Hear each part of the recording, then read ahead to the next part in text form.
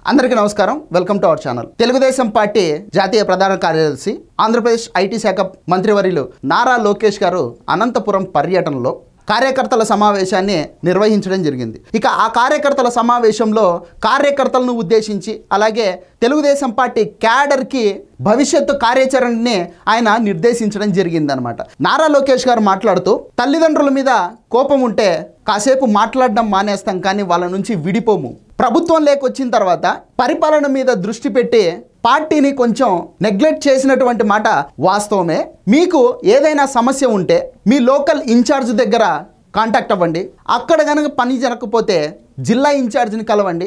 అక్కడ కూడా పని జరగకపోతే డైరెక్ట్గా పార్టీ ఆఫీస్కి రండి, అక్కడ మీకోసం అని చెప్పేసి ఒక వ్యవస్థని ఏర్పాటు చేశాము. అక్కడ మీకు ఖచ్చితంగా న్యాయం జరుగుతుంది. సో పార్టీ ఎప్పుడు కూడా మీ చెయ్యి వదిలిపెట్టదు. మీరు పార్టీని కూడా ఎప్పుడు వదిలిపెట్టాల్సినటువంటి అవసరం లేదు. మీరు వదిలిపెట్టేటటువంటి ప్రసక్తి కూడా లేదు. మనకు ఏదైనా ఉండొచ్చు, మనకు ఎన్నైనా ఉండొచ్చు, కొట్టుకుందాం తిట్టుకుందాం, కానీ పార్టీ వరకు వచ్చేసరికి అందరము ఏకమయ్యే కలిసికట్టుగా పని చేద్దాం అని చెప్పేసి నారా లోకేష్ గారు మాట్లాడడం జరిగింది. ఇక కార్యకర్తల్ని గత 5 సంవత్సరాల పాటు ఎవరైతే టార్చర్ పెట్టారో, హింసించారో వాళ్ళందరినీ గుర్తు పెట్టుకుని ఉన్నాను. ఎవరిని మర్చిపోలేదు. రెడ్ బుక్ తన పని తాను చేసుకుంటానే పోతా ఉంది. ఎక్కడ కూడా మీకు ఇచ్చినటువంటి హామీ ఏదైతే ఈ కార్యకర్తల్ని హింసించినటువంటి వాళ్ళను వదిలిపెట్టను అనేటటువంటి హామీని నేను విస్మరించేటటువంటి ప్రసక్తే లేదు. మీకు నేను హామీ ఇచ్చాను, మీకు నేను అండగా ఉంటానని, మిమ్మల్ని టార్చర్ పెట్టిన వాళ్ళని చట్టపరంగా శిక్షించి తీరుతాను అని చెప్పేసి హామీ ఇచ్చాను. ఆ మాటకి నేను కట్టుబడి ఉన్నాను. అదే కమిట్మెంట్తో రెడ్ బుక్ తన పని తాను చేసుకుంటా పోతా ఉంది. సో మీరు ఏమి వేరే ఆలోచనలు పెట్టుకోవాల్సినటువంటి పని లేదు. అంతేకాకుండా ఎవరెవరో చెప్పేటటువంటి మాటల్ని నమ్మి మీరు అనాలోచితంగా ప్రవర్తించాల్సినటువంటి పని లేదు.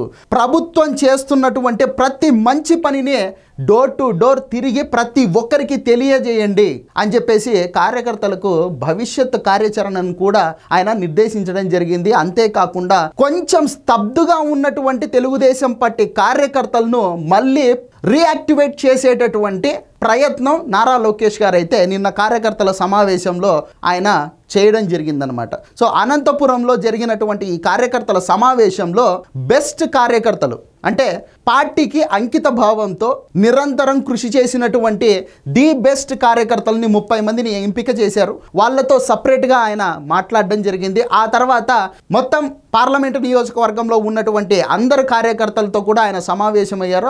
ఆ కార్యకర్తల సమావేశంలో ఆయన మాట్లాడుతూ చేసిన మంచి పనిని ప్రజల్లోకి తీసుకెళ్ళండి, క్యాడర్ని ఇబ్బంది పెట్టిన వాళ్ళను ఏమాత్రం కూడా ఎంటర్టైన్ చేసేటటువంటి ప్రసక్తే లేదు, వాళ్ళను వదిలిపెట్టేటటువంటి ఛాన్సే లేదు అని చెప్పేసి నారా లోకేష్ గారు మళ్ళీ చెప్పడం జరిగిందనమాట.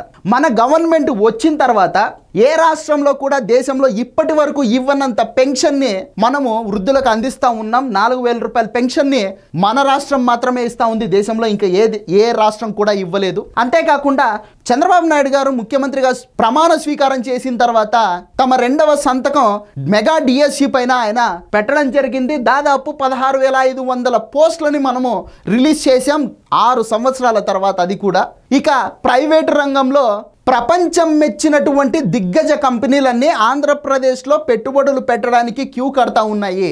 సో పారిశ్రామికంగా కూడా ఆంధ్రప్రదేశ్ మంచి గ్రోత్ని అయితే చూపిస్తూ ఉండేటటువంటి పరిస్థితి. సో మనం ప్రతి ఒక్క పనిని చేస్తూ ఉన్నాం. ప్రజలకు కావలసిన ప్రతి పనిని, మంచి పనిని చేస్తూ ఉన్నాం. వాటిని ప్రజలకు మీరు తెలియచేయాలి, మీరే తెలియచేయాలి. అధికారంలో ఉన్నామని చెప్పేసి అలసత్వం ప్రదర్శించకూడదు. అధికారంలో ఉన్నప్పటికీ కూడా ప్రతిపక్షంలో ఉన్నప్పుడు ఎంత కసిగా పనిచేస్తామో అధికారంలో ఉన్నప్పుడు కూడా అంతే కసిగా పనిచేయాలి. అప్పుడే అధికారాన్ని మనం తిరిగి పొందగలుగుతాం. ఎలక్షన్ల హామీల్లో సూపర్ 6 అనేది ప్రధాన భూమికను పోషించింది. ఆ సూపర్ 6 హామీల్లో ఎన్ని ఆర్థిక ఇబ్బందులు ఉన్నప్పటికీ కూడా ఒక్కొక్క హామీని నెరవేర్చుకుంటా పోతా ఉన్నాం. జగన్మోహన్ రెడ్డి నిరంకుశ పాలన వల్ల ఆగిపోయినటువంటి అన్నా క్యాంటీన్లను మనం పునఃప్రారంభించాం. అంతేకాకుండా జీతం వస్తుందా రాదా అని ఎదురు చూసేటటువంటి కళ్ళు ఉద్యోగులవి. అటువంటి వాళ్లకు 1వ తారీఖునే టెన్షన్గా మనం జీతాలు కూడా ఇస్తా ఉన్నాం.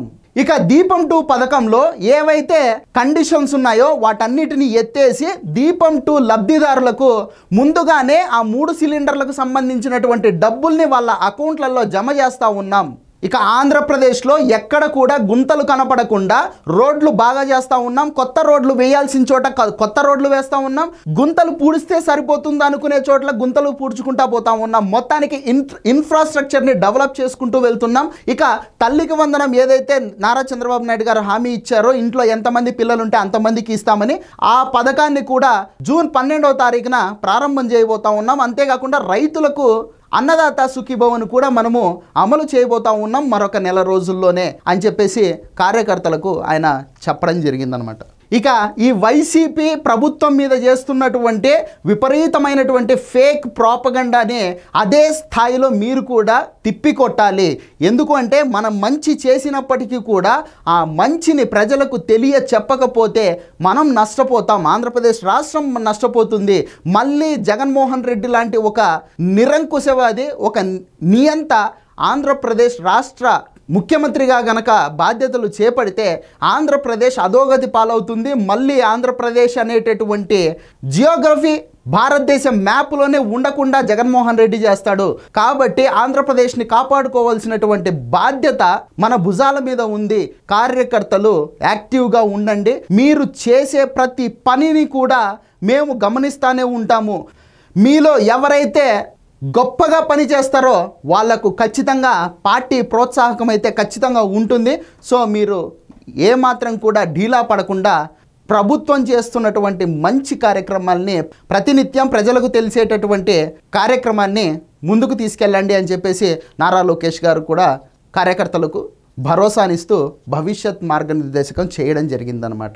సో టీడీపీ కార్యకర్తలు ఇప్పటికైనా సరే ఏమైనా వాళ్ళకు ఈగోస్ ఉంటే అవన్నీ పక్కన పెట్టి వాళ్ళల్లో ఎక్కడైనా సరే నిరుత్సాహం అనేది ఉంటే దాన్ని తీసి ఏ చెత్త కుప్పలో ఉన్నా వేసి 2019 నుంచి 24 మధ్య వరకు ఏదైతే కమిట్మెంట్తో ఆంధ్రప్రదేశ్ రాష్ట్ర భవిష్యత్తు కోసం బాగు కోసం మీరు పనిచేశారో అదే కమిట్మెంట్నే మళ్ళీ ఇప్పుడు 24 నుంచి 29 వరకు కనుక మీరు చూపిస్తే 2029లో మళ్ళీ తెలుగుదేశం పార్టీదే అధికారం ఉంటుంది. ఎందుకంటే 2019-24 మధ్యలో చేసినటువంటి పోరాటానికి అర్థం గనక మీకు కావాలనుకుంటే 2029లో మళ్ళీ టీడీపీ కూటమి అధికారంలోకి వచ్చి తీరాలి. లేదు అంటే 2019-24 మధ్యలో మీరు చేసిన పోరాటాలకు అర్థం అనేదే ఉండదు. సో ఇది వీడియో. ఈ వీడియో నచ్చితే లైక్ చేయండి, సబ్స్క్రైబ్ చేయండి, షేర్ చేయడం మాత్రం మర్చిపోద్దు. Thank you.